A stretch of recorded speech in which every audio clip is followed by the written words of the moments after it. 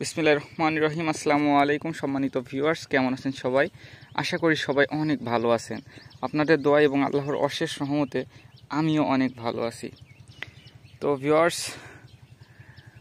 অনেক দিন পরে ভিডিও দিতে হচ্ছে, কারণ ড্রাগন এমন একটা চাষ, এখানে আপনাদের মাঝে যে প্রতিনিয়ত ভিডিও দিব বা ভিডিওটা পোস্ট করব সেই সময়টা আমার হয়ে ওঠে না। এবং যার ড্রাগন আছে সেই জানে যে ড্রাগনে কতটুকু পরিচর্যা করতে হয় বা কতটুকু সময় তাদের সাথে কাটাতে হয়। তো ভিউয়ার্স, আপনারা দেখতে পাচ্ছেন আমাদের ড্রাগন বাগানের বর্তমান অবস্থা। তো বর্তমান অবস্থায় কিন্তু অনেক ভালো, সানবার্নের পরিমাণ অনেক কম অন্যান্য বাগানের থেকে। কিন্তু বাগান দেখে আপনারা বুঝতে পারছেন যে বাগানে যে একটা কটা কটা ভাব আসে বা আপনার একটা চেহারা মানে গ্লিজ থাকে না, আপনার চকচক করে না, সেমন কিন্তু হয়নি। আল্লাহর অশেষ রহমতে কিন্তু বাগানটা পুরোপুরি সুস্থ আছে।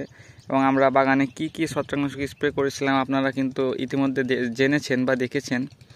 তো এই পর্যায়ে আমরা আগামীকালকে ড্রাগন বাগানে আবারও কার্বনডাজিম 50% এবং কুরেনক্স 50%, মানে হচ্ছে আপনার আমরা কার্বনডাজিম ব্যবহার করব 25 গ্রাম এবং ম্যানকোজেব এটা ব্যবহার করব 25 গ্রাম 50 গ্রাম একবারে আগাগোড়া ভিজায়ে আগামীকালকে স্প্রে দিব।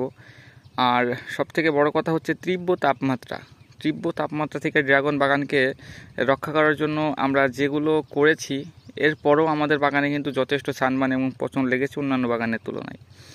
তো আমরা আমাদের এখানে নয়, যারা ড্রাগনের লাইটিং করেছিল তারা অনেকে আপনার নীল যে নেটটা আছে আপনার ভুঁই ঘেরে, মানুষ যে জমির ক্ষেত ঘেরে, তো এই নেট হচ্ছে অনেকে উপরে ব্যবহার করলে অনেকে বলছে যে হচ্ছে তাপমাত্রা কম লাগছে।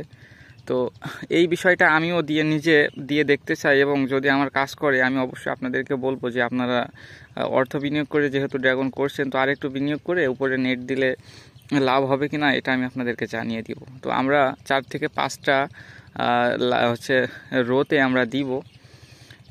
আপনারাও চাইলে দিয়ে দেখতে পারেন, মানে যেই শাড়িগুলো ভালো আছে বা আপনার মনে হয় যে আগামী এই শাড়িতে ফুল বেশি পরিমাণে আসবে, হ্যাঁ, এবং আমার মনে হয় যে দাঁড়িয়ে যাবে। আসলে আমি নিজেও দেখলাম অন্য যারা দিয়েছে তাদের বাগানে গিয়ে যে তাপমাত্রা অনেকটাই কম, মানে 1-5 ডিগ্রি তো কম হবেই, এবং পরিপূর্ণ রোদও কিন্তু বাগানের ভিতরে প্রবেশ করছে।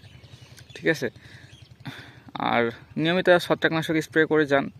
এবং গাছে এই মুহূর্তে অন্য কোনো কিছু স্প্রে করা যাবে না, যেমন অনেকে হচ্ছে বোরন, রোটন, শিকড় ক্রিম অনেক কিছু ব্যবহার করছে, বা এই গরমে যদি কেউ গাছে পিজিআর দেন বা হরমোন দেন বা যাই হোক কিছু দেন না কেন, বাগানে কিন্তু উল্টোপাল্টা একটা কিছু হয়ে যেতে পারে। তো এই বিষয়ে সবাই সতর্ক থাকবেন। তো এই ছিল আজকের ভিডিওটি ভালো লাগলে অবশ্যই একটি লাইক করে দেবেন, চ্যানেলটি সাবস্ক্রাইব করে পাশে থাকবেন, এবং পরবর্তী আপডেট পেতে অবশ্যই নোটিফিকেশনটি অন করে রাখবেন। তো সেই পর্যন্ত সবাই ভালো থাকবেন। আল্লাহ হাফেজ।